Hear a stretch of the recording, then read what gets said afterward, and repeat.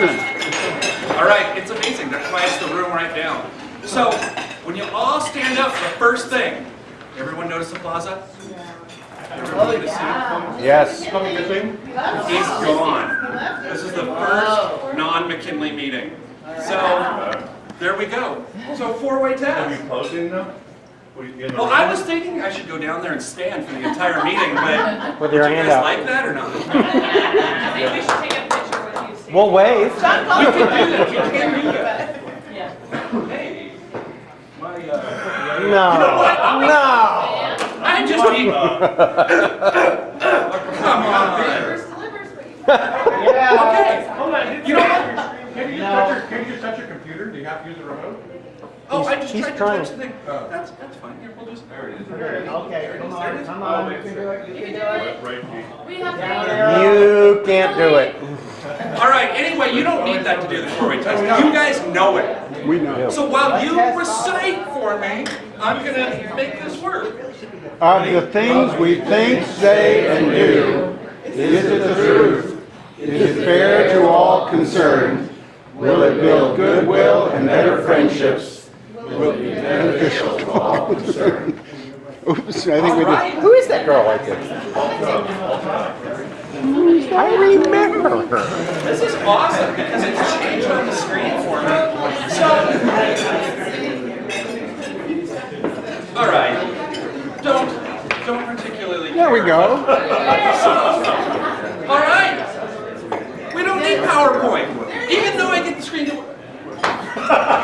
See, I walk away from it. That's what it is. I just shouldn't touch it. So, all right. So. Yes. Well, we will start with our speaker. I have Lucas. You'll get to talk. You get to talk about it. You get introduced again. So, Sure. perfect. My name is Lucas Thornton. Hello, thank you for inviting me to your guys' club meeting. Thank you. What was it, Arcata? Rotary Club of Arcata Sunrise. Thank you so much for donating towards the Arcata Marble Murrelet mural.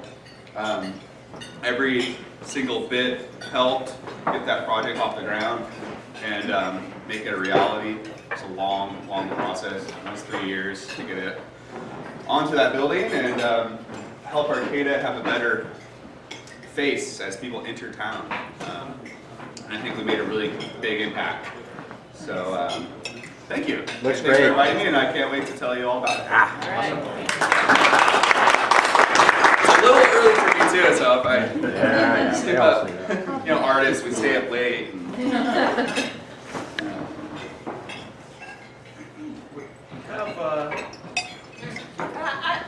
I'm not sure. Patty Campbell is with us this morning. She is a prospective new member, so.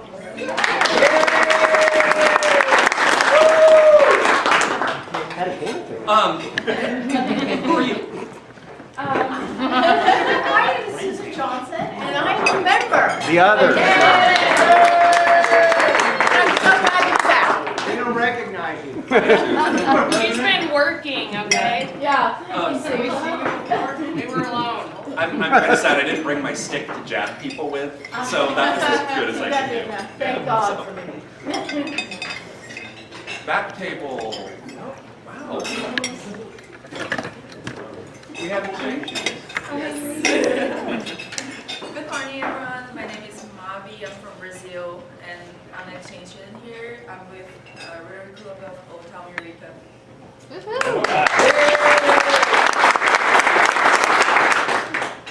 You know how to do that again. Sorry. It's well. Nice to see you back. Thank you. You know what here? Want to introduce yourself, right? Yeah. Hello, everyone. My name is Rainey Winter. I'm a prospective new member. I grew up over in Trinity County and have made the move west, so here I am. All right.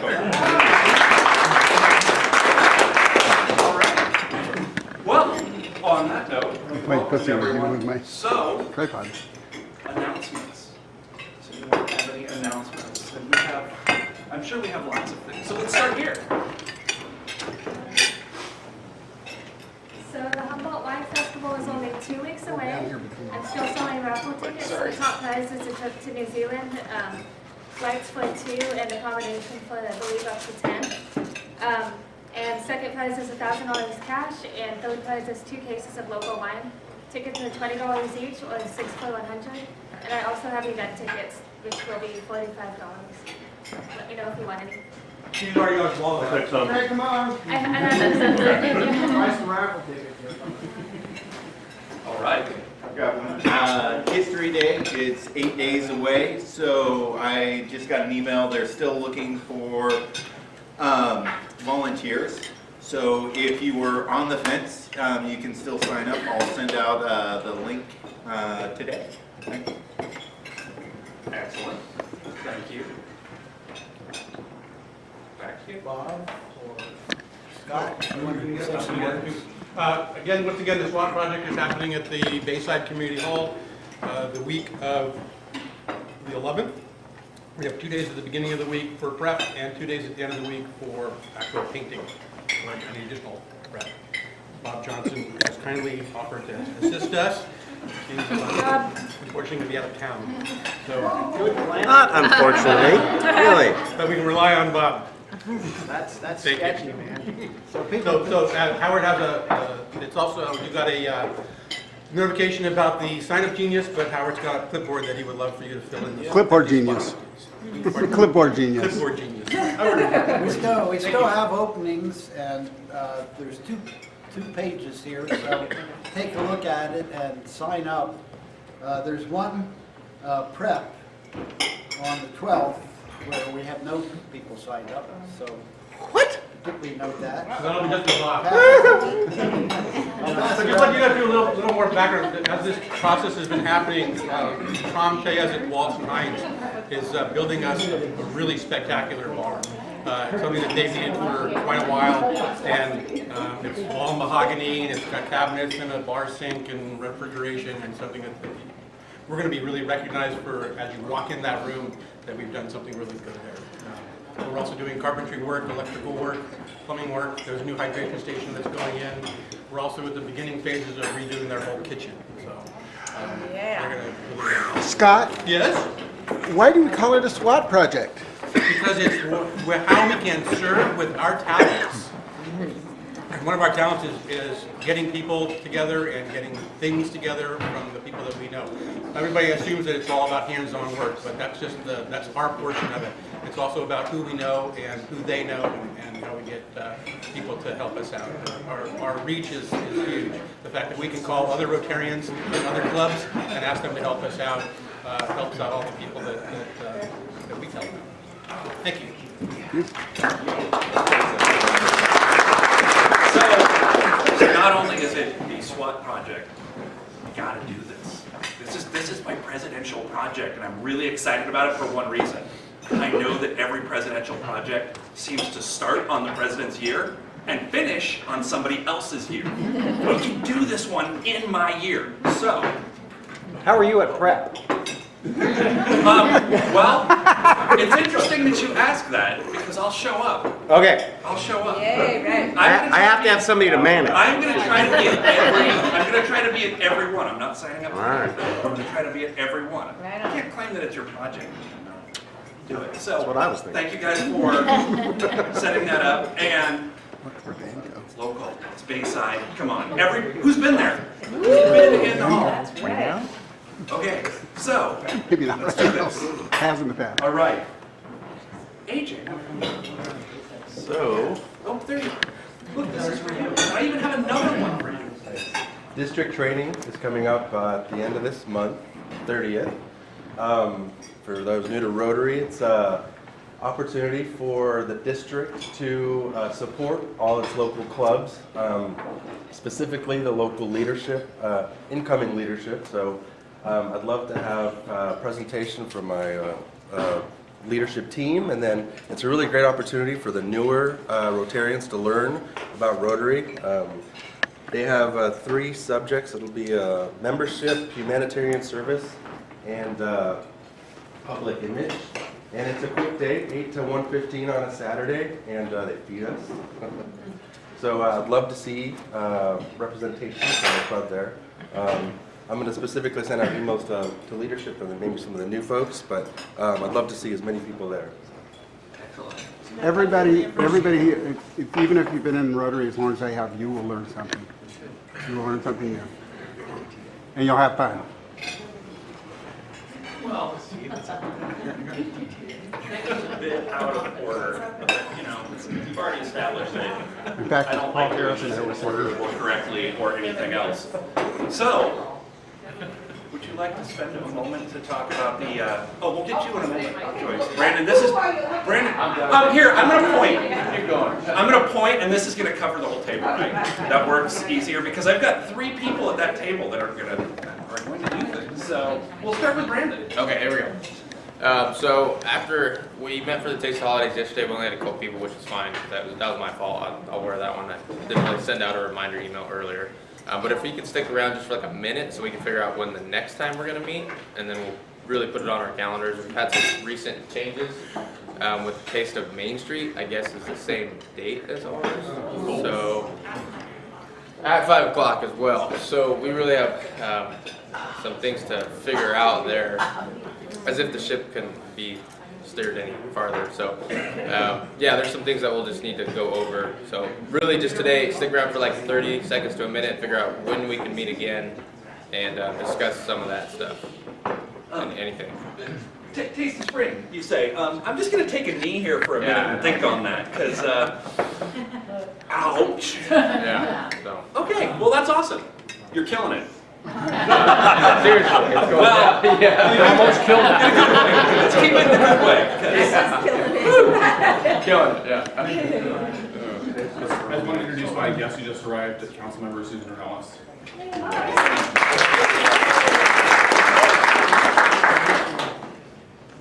She sat so far away from you. Smart. All right. Ed.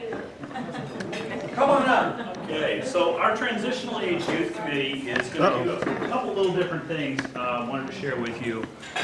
We've been working for some time with a counselor with the Humboldt County DHHS Employment Training Division, and one of the challenges we've run into is we want to set up a job shadow or a event with this young individual. We get the committee together. By the time the committee has met, the youth is gone. They typically get 7 days to 10 days, maybe, with some of these youth. What we're going to do is try things a little differently. We've got some what they call interview applications, where they actually want to just interview informational interviews, where they talk to the employer just to learn what it's like. You know, let the youth actually ask the employer what it's like, because these youth don't know what they want to do. Also, a couple of instances with some youth that are looking for jobs. What we want to do is just reach out to club members directly and say, hey, can you do an informational interview with this youth and their counselor in the next day or 2? As opposed to, I'm not going to be able to get the committee together and then, hey, who do we have? Let's reach out to this person, because that just doesn't work. So to that end, I've got the first one that I'm going to be doing. The youth is interested in banking. Hey, that worked out good. So start there.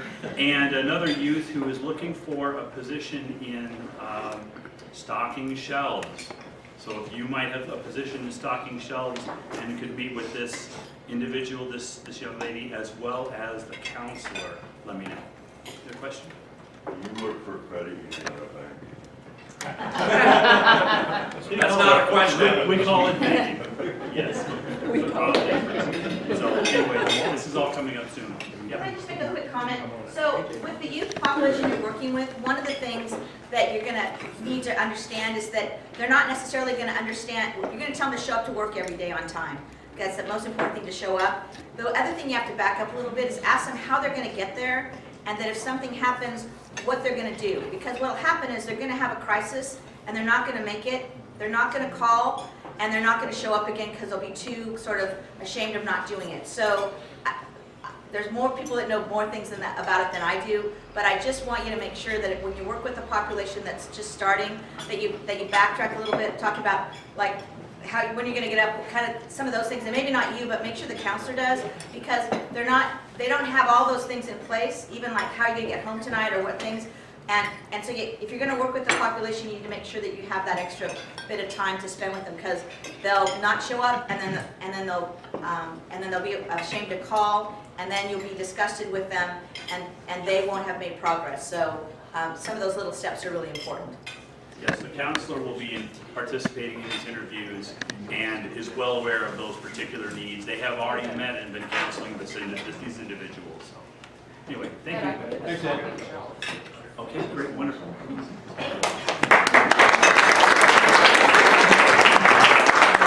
Okay, other announcements. I think we've covered everything. Well, maybe not everything, but enough. I'm bowling for Kids Tech tonight if anybody wants to. You have to stand up. I didn't hear you. See? I'm bowling for Kids Tech tonight. If anybody's interested in supporting Big Brothers Big Sisters, you can sponsor me. How's your game? My standard is bowl my age and nobody gets hurt. That's all. It's harder every year. Excellent. All right. Well, Did that result? on that note, We have a couple of spots left on our team tonight at 5:45 at the Eureka Bowling Alley. If anyone wants to be on the team, $50 suggested donation. Thanks. Is there a Bible? No way, you guys have a theme? Dressing up? Hollywood. Oh, okay. Dress All right. up, Hollywood. all right.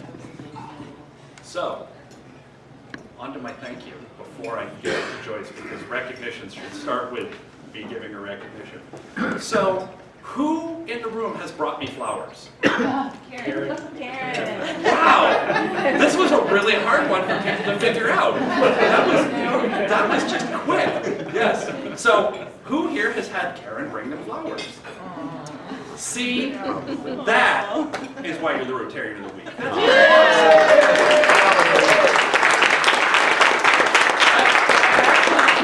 I could give a lot of other reasons, but really, that one, anytime you tell someone, oh yeah, there's a Rotarian in our club that brings me flowers, they always smile. They're like, that's really nice.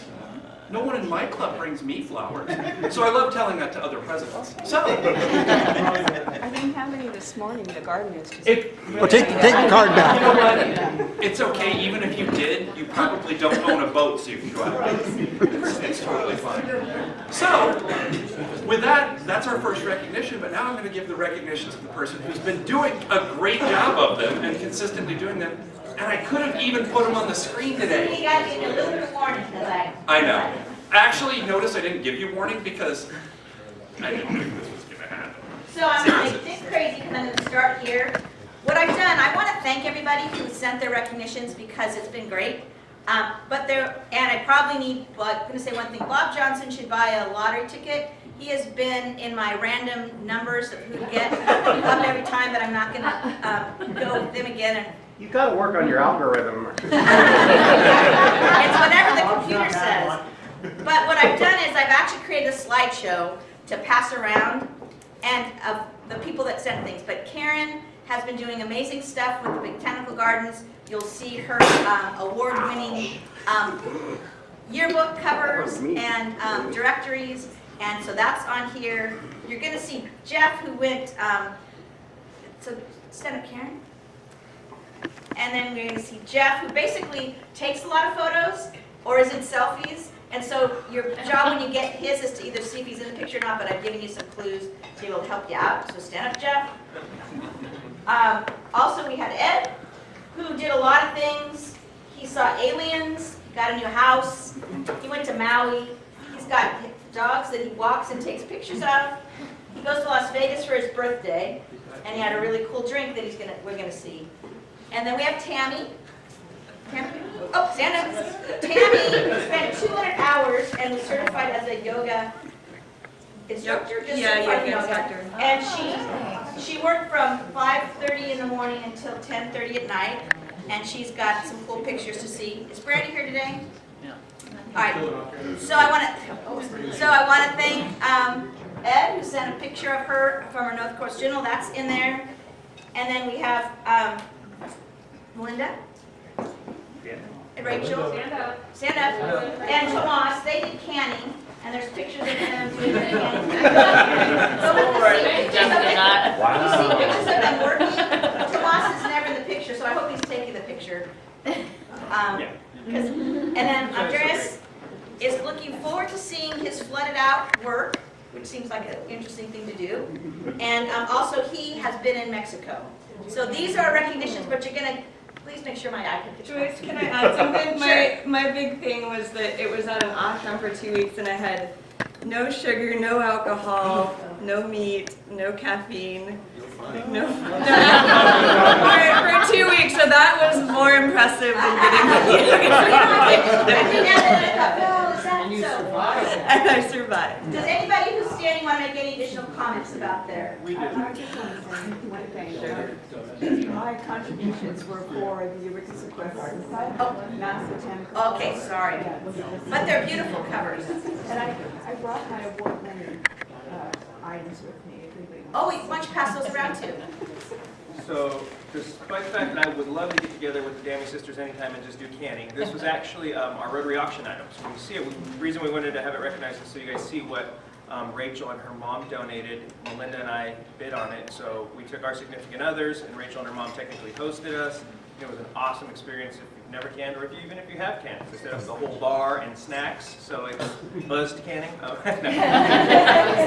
Bloody Marys. Yeah, Bloody Marys, and turned into shots. So we had a lot of fun, and it was great.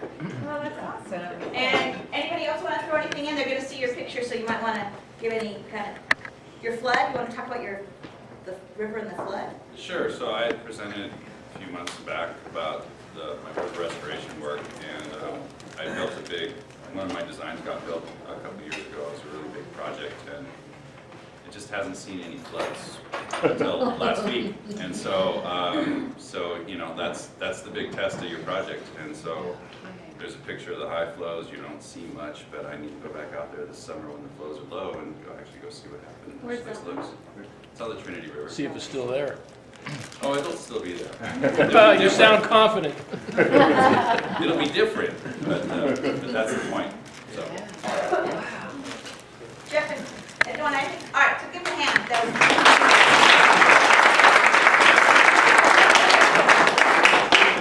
So I love that you're doing recognitions, and it's just like we went from no recognitions to just killing it on recognitions. So, you're awesome.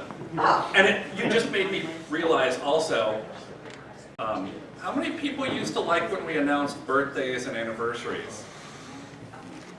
Yeah, Fred said he was stand up too. He was in the out of, and I just saw the picture. I missed it. His recognition was essentially that, and I'll say that he was elected in November to our city council, and he's our mayor this next year. And so, and he's running for. Oh. So he's in the mix to be on the coastal commission. So we need it. All right. So there's also pictures of his campaign sign and that information on there. But I hand it back to you. Thank you for your service. So, back on the birthdays, anniversaries, and such, we're going to try to start working that in. I'm not going to tell you next week, because next week's going to be weird, but that's just because of Dustin, and you'll figure that out next week. It'll be great. Do you know why it's going to be weird? No. Awesome. That makes it even better. So, perfect. So, on that note, I love this. Timing-wise, things never seem to work out, and today they did. Woo! That's just great. So, I'm not even going to torture you anymore, because I'm going to just let you get introduced, but I'm not sure who's going to introduce you. Okay, there we go. Perfect. Yes, who's going to introduce him? Well, I'm so pleased that Lucas Thornton, who's a local muralist, local Humboldt native, grew up in Eureka, went to CR, and if those of you who've driven around and seen the marvelous mural of marble muralettes, right? Yeah. Right?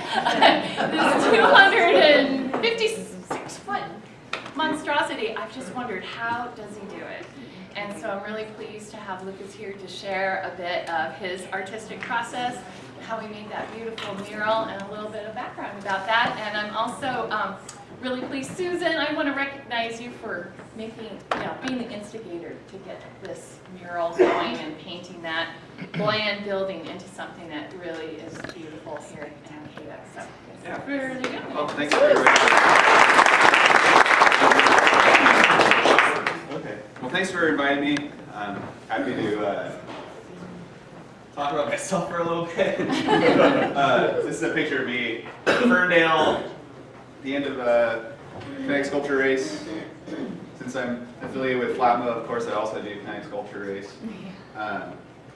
So, of course, every artist's humble beginnings. I started at Zane Junior High in art class. That's actually me right there, drawing.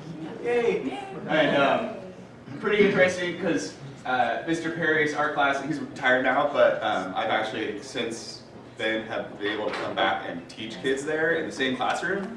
Really crazy. So right around that same time, I started working with Flatmo with the Rural Mural Bureau. It looks like these tongue twisters. It was a great after-school program that was sponsored through the Ink People, and we would work on Saturdays and Sundays, or Tuesdays and Thursdays, and we would paint murals around Eureka.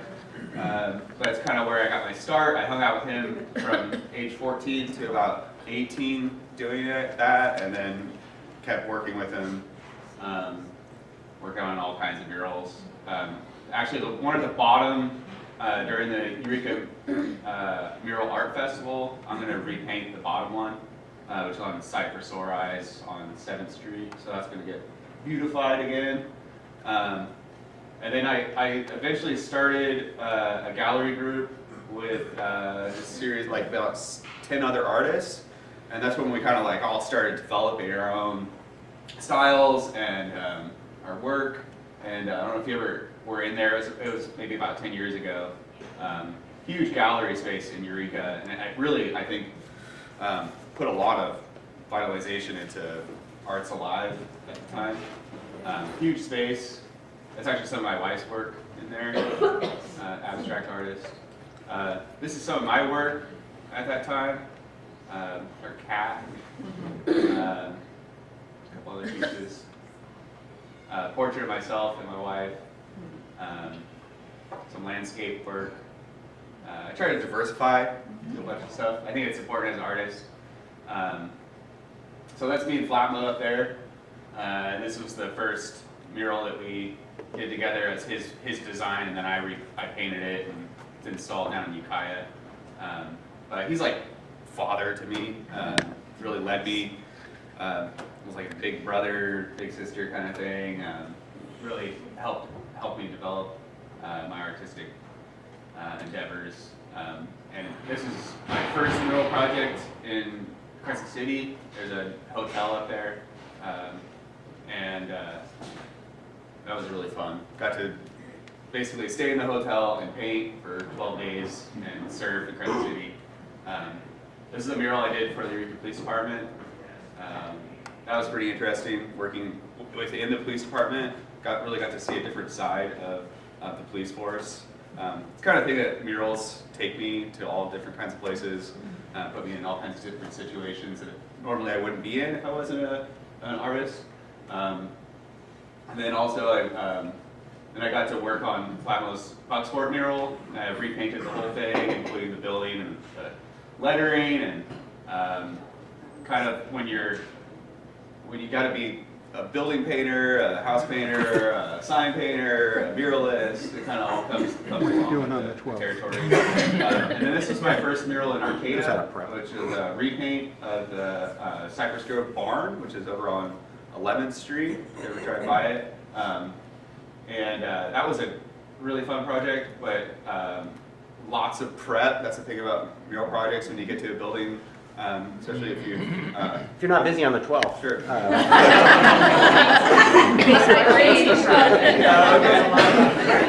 So it's kind of, you don't just come to a building and start painting on it. I mean, that's how I've learned. It's a more professional way. You don't just come up and start painting. You got to prep and clean the building and get rid of all the loose paint and the oils and just the soot from cars driving around, and and make it so it's a really nice surface. And this one had a bunch of the peeling paint on it, so the whole thing had to be scraped, and then peel bond, which sealed the wood, and then primer, and then yeah, it actually took just as long to prep the barn as it did to paint it. And then after that, I got invited to paint on a vacation rental in Costa Rica. And for a month, I got to stay down there, and he wanted me this Rasta mural thing. I was like, sure, whatever you want. Stay in Pavones, Costa Rica. I got flown down there and room and board, and it was kind of the living the dream and the things that art has taken me to. So this is the original concept design that I worked with. So most of this stuff I do a drawing first, and we go from there, change things around until we get it to the point where it can be put on the building. And then I use this as my guide, and it's to scale, but down to 1 inch to 1 inch to 1 inch to 1 foot. So then I'll cover the building in 1 foot by 1 foot squares, and then work from square to square until I get the whole thing laid out. And that way I'm not just kind of like, it doesn't end up all weird on one end and bigger on the other end, because I'm working with a grid. And then I worked with a Fortuna mural in Fortuna. And it was a fun project spearheaded by Carrie Delangelo, and really fun to actually, Fortuna really did become the friendly city for me when I was there. People coming by and bringing me dinners and money, and like, here's $20 to do to buy lunch and stuff. But yeah, it was really awesome. Since then, Fortuna has just been like this is like their landmark there now. And they just love it, and they think. And a lot of people have told me that it has made their city better. Has given them more pride in their city, and people take pictures in front of it. They have it in commercials, and it's made an impact in the community, and that's kind of what murals can do. So they're not just a pretty thing to look at; they can actually really improve the landscape of the town. So this is designed after the old postcards. Yeah, the old postcard. She wanted like old postcard style, so I did you? So you did the design, the initial design, and yeah, it's beautiful. Yeah, so I did the design, and then just the research of the town. They had the rodeo. Got to have the rodeo in there. It used to be called Shake Town because it's where they had all the shake mills. So there's some shake mill workers. Then they have apples, and they planted apples, fishing in the river, and then they had their auto expo, and then the background is the Eel River. So just kind of trying to, and it helped, I think, being a local, because I knew the town. I was actually born in Fortuna at the hospital there, and my grandmother lived in Ronerville, and so I didn't grow up there, but I grew up in Eureka. But yeah, so it's kind of like, it just felt more important to me to make it right for the town. And that's what happens when you hire a local instead of someone from out of town.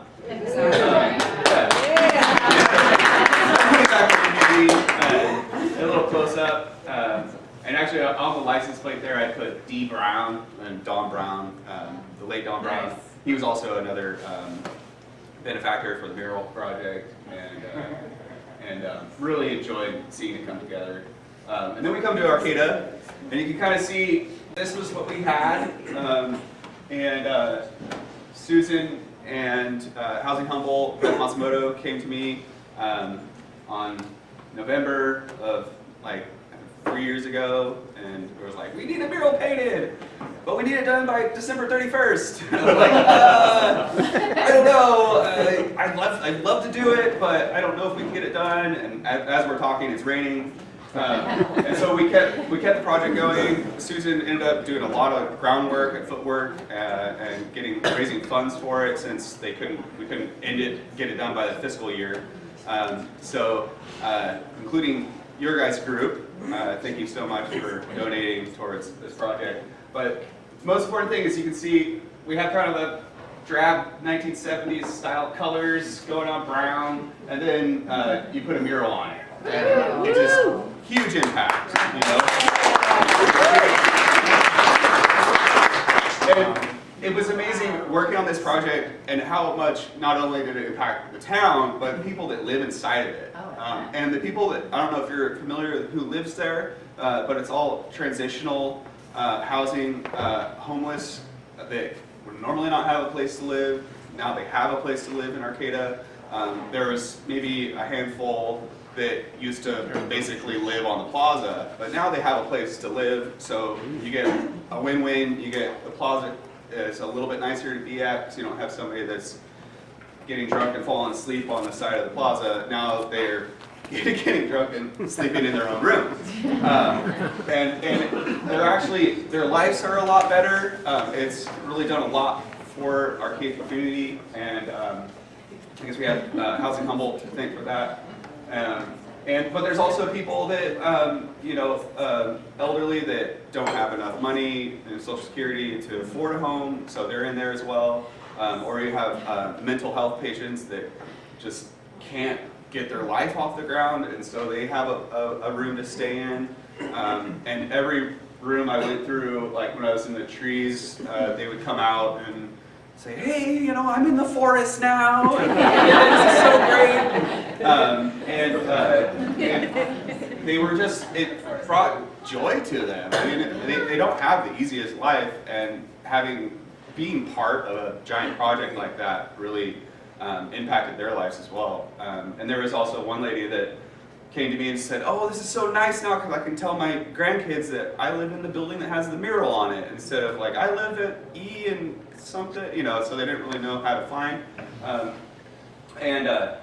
This project was pretty intense because, I don't know if you noticed, there's a fence right here that goes down the length of the building, and it was kind of like a hang up for a lot of the project, because we were trying to figure out how exactly I was going to paint the building with a fence in the way, and then an inclined grass area that now it's mowed, but before it was covered in blackberries.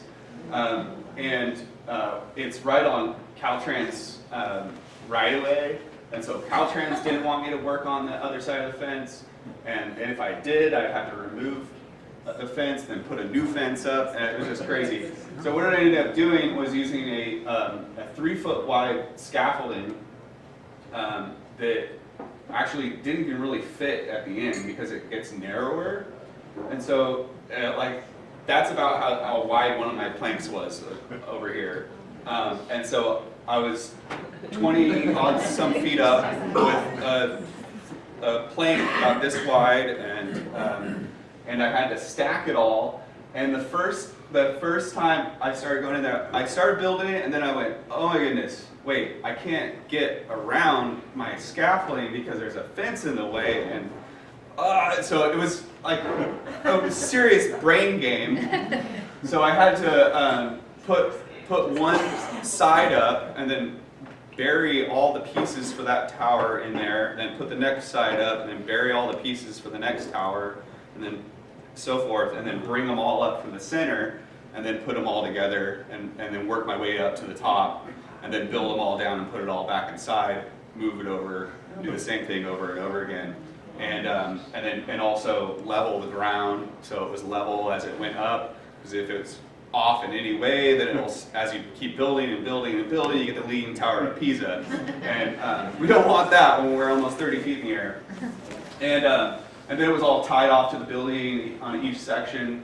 And then some people ask, how do you paint a huge building like this? Well, it was the same grid process, but instead of working with 1 foot by 1 foot squares, I was working with like 3 foot or 5 foot squares. Chalk, I used a chalk line and chalk it all out, and I did red for vertical lines and blue for horizontal lines, so I didn't just get lines everywhere. And then I use a wash of acrylic and earth tone, and I get kind of a tonal view of the picture. And then I add color on top of that, so I can kind of establish something that I can see, and instead of drawing it all with a pencil and getting carpal tunnel, I paint it all on there and I get more of a fluid vision of it, and then I add color as I went along. And then the process of trying to keep everything matching as it's going along. So I had to I spent almost 4 days just mixing color. So mixing all the ocean color, the sky colors, the bay colors, the greens, and then also I had to use math to figure out my square footage, and then how much coverage I would get when I paint, and then figure that out, and then say, okay, I'm going to need 3 gallons of this and 4 gallons of that, and end up getting a consistent color that goes all the way across. And interesting fact, as soon as I got to about the big bird right there, I was at a stoplight here in Arcata, and I got rear-ended, and my whole truck was just destroyed, and all my paint got destroyed. And I was like, oh my god, I was fine, but I was like, why? You know? So that's the murals. Sometimes there's challenges, and so you know, I was like, Flatmo, what do I do? And he was like, oh, that's funny, because the same thing happened to me once before. And he was actually T-boned as he was going across, and his car flipped over a couple times, and his paint was in there, and it was just like, you know. He was like, well, you'll do fine, and you'll just pick your pieces back together. And I was actually able to take a few gallons of color that I had left over, pick pieces of car parts out of it, and finish that last section of blue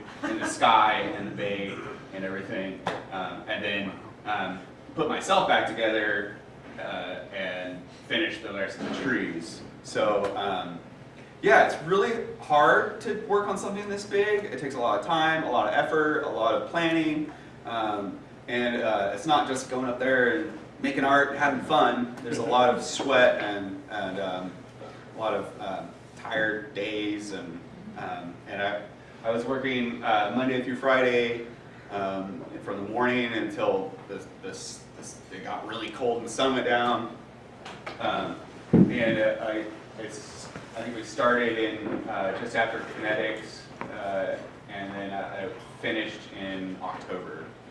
So yeah, a lot of days.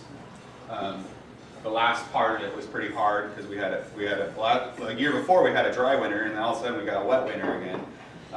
But I pulled it off, and if you do want to take a view of it, you can come down.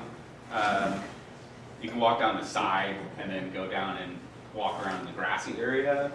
Just be careful. But there are people walk by there all the time. People get hitchhiked. So, any questions? Yeah. Go ahead. I would imagine you have to clear seal the outside. Yeah. Do you do that as you go along, or do you yeah. have So as I finished the top portion, and then I put a really thick layer of exterior varnish that has some UV protectant, acid rain, that sort of thing. So yeah, I put a big thick coat of that on there, and then go take the tier down, do another coat. But as I didn't want to have to rebuild the scaffolding every time. I didn't want to, because if I painted the whole thing and then came back and then clear coated it, because it took a lot of cleaning too. So and it's long, and there's only water on one end, and so I was only able to power wash 20 feet of it, and so the whole thing was hand washed. So I can wash a car really good. So I went up there with a bucket of cleaner, and then a bucket of water, and then I would scrub, water, then water, rinse it, and then towel, and then scrub it down. So the whole thing was hand washed because it was covered in soot from guys diesel burping as they go down the side there, which I did a couple times. You know, artist back. You know. Some people love you, some people hate you. So yeah, the whole thing had to be cleaned, and it had spider webs all over it. And, yeah, it takes a lot of process. How did you come up with the design? What was the process of deciding this beautiful scene? One of our large donators was the Center for Biological Diversity, and they do mural projects up and down the coast, and what they like to see is certain endangered species that pertains to the locale showcased. And so they've done like monarch butterflies in certain areas or whatever. Here they wanted the marble murrelet, because the marble murrelet is very important to the ecosystem between the ancient redwood forests and the ancient Doug firs and our oceans and bays. And it's pretty amazing because the bird, it's actually really tiny. It's only about maybe this big. And it'll fly. They don't fly very well. They're like penguins, glorified penguins. They'll fly from their nests in the upper portions of the trees, and they'll fly all the way out to the ocean, and they'll get little sardines and minnows, and then fly them all the way back and feed their young. And some of them it's a 40-mile journey, and they'll do it at dusk and at sunrise to hinder predators. So that's why the painting is kind of at a sunset, dusky kind of look. And then the trees are kind of like getting almost a sunrise kind of look. They only have like 1 or 2 eggs as well, and they don't really fly very well at the beginning. So they got all kinds of check marks against them. But the reason why they're endangered is because we cut down a lot of their trees, and there's only a few stands where they can still inhabit, and they're rare, very rare, hard to find. So that's where the theme came from. And then we went through I went through like maybe 5 refined designs until I came up with one that I was really happy with. And then the view is actually, I really wanted to showcase Humboldt, Arcata Bay, because Arcata Bay Crossing building. And we're right there when we're leaving to cross between Arcata, Eureka. And so this view is actually somewhere where you can find up on top of Fiffle Hill. Keep driving, and then go out a couple logging roads. And I went out and did a plein air painting out there, a study, and then refined it for a mural design. And so it's actually a real view that you can see. It's pretty amazing when you get up that high that you can see that much ocean and everything beyond. It's just really beautiful. So, yeah. Yeah, well, when you are doing a mural of this magnitude or anyone, how do you determine how much you're going to charge your client for it? Because you got to make a living being an artist. Right. And this is a lot of work. Yeah. Well, first it's just square footage wise, and I did a really low price, considerably, because it's so big. I didn't want to be like, oh well, it's this much money, because square footage wise, I'm usually like around $15 or $20 a square foot, and this one was like 2 or 5 or something like that, because we didn't have the money. It's not like we have, Rob Arkley to pay for a giant Arkley mural. So sometimes you just adjust your price for the people, and so I actually donated a lot of my own sweat equity to this mural project. Sometimes you just need to get the project off the ground and not worry about how much money you're getting, just because it's important to get a project into vision. So, yeah. Did Dwayne, your mentor, come and keep tabs on you, or did you make him wait to the end? No, he came by a couple times. It was really cool because actually for the first day, I'm not going to say that I'm like, yes, I did this. Oh, I can do this. Anybody, the first day I was out there like priming, and I looked down the building and I was like, What am I doing? Oh my God, this thing is huge. He was like, you can do it. Actually, I think he took out his Yoda voice and he was like, you can paint it. Luke, you can do it. And I was like, okay, I need more than that. Yeah, I don't know. He came by a couple other times when I was about halfway through, and he was just so happy. He came out and brought me lunch, and we sat back there and looked at it and hung out and talked, and he just, put some more wind underneath my wings and kept me going, and because there's a lot of highs and lows in a big project like this, and then towards the end, he was just like, oh my God, I'm so proud, proud Papa, basically.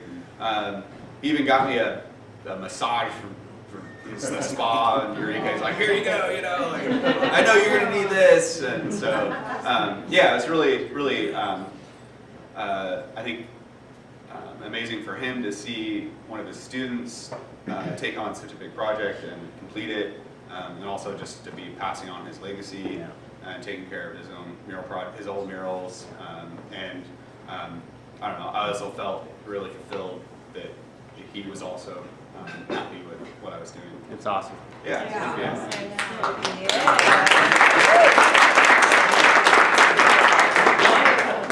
Okay.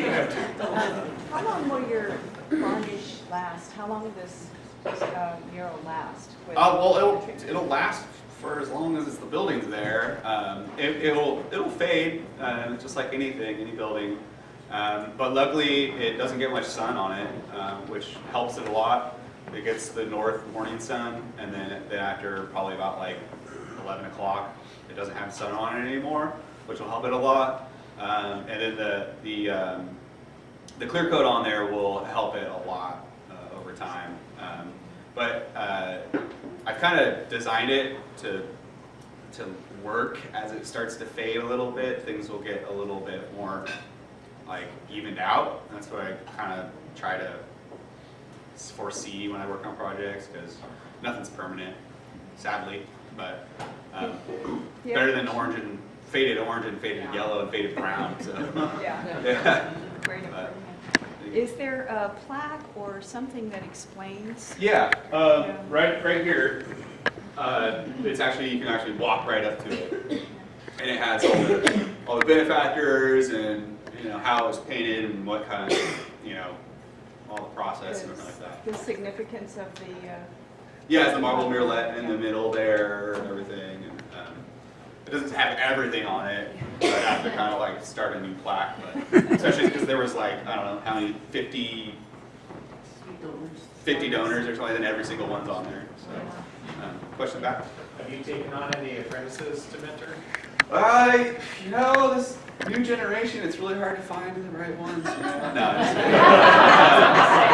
I'm working on it. I'm actually, I'm part of the CR's juried exhibition thing, and I might be donating some of my time to work with one of the winners, and so we'll see.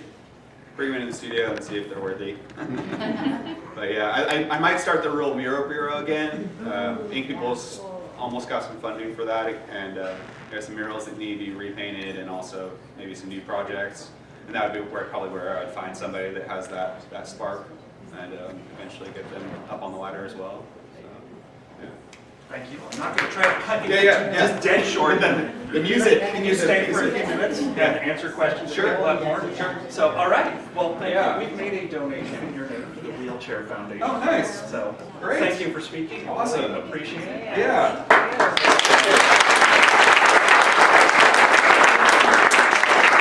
Really appreciate it. And I would like to add also that I think it's Rotary. They're having at the Warfinger building on March 8th, they're having a gala and art auction, and I have a painting in that auction for the Rhododendron Parade. I think it's Rotary that's putting on. Yeah, Old Town Eureka Rotary. And I did a rendition of some red rhododendrons, and they're putting on their poster, and then they're also going to be I donated it to an auction on the March 8th at 6 or Warfinger building. Cool. Thank you. Awesome.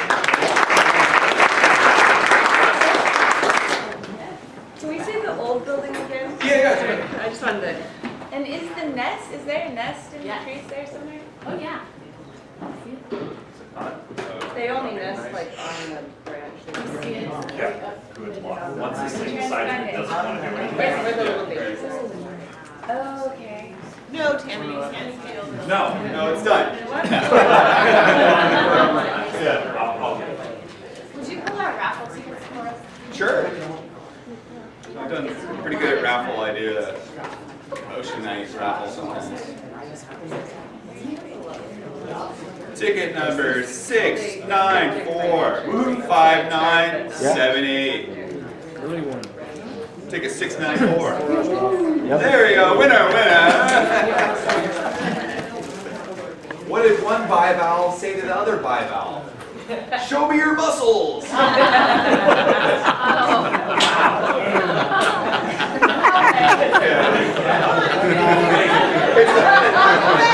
This is yours. I'm trying to get his picture up, but the computer is so fast. You can come look at it. It's there. Okay. All right, one more. And the winning ticket is 694, of course, 5962.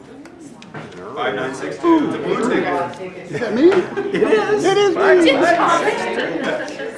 And the second joke. You gotta have a Oh, second yeah, joke. 2 tickets, 2 jokes. What did one ocean say to the other ocean? Nothing. They just waved. $1 on the table. All right. Perfect. You're welcome. $1 on the table.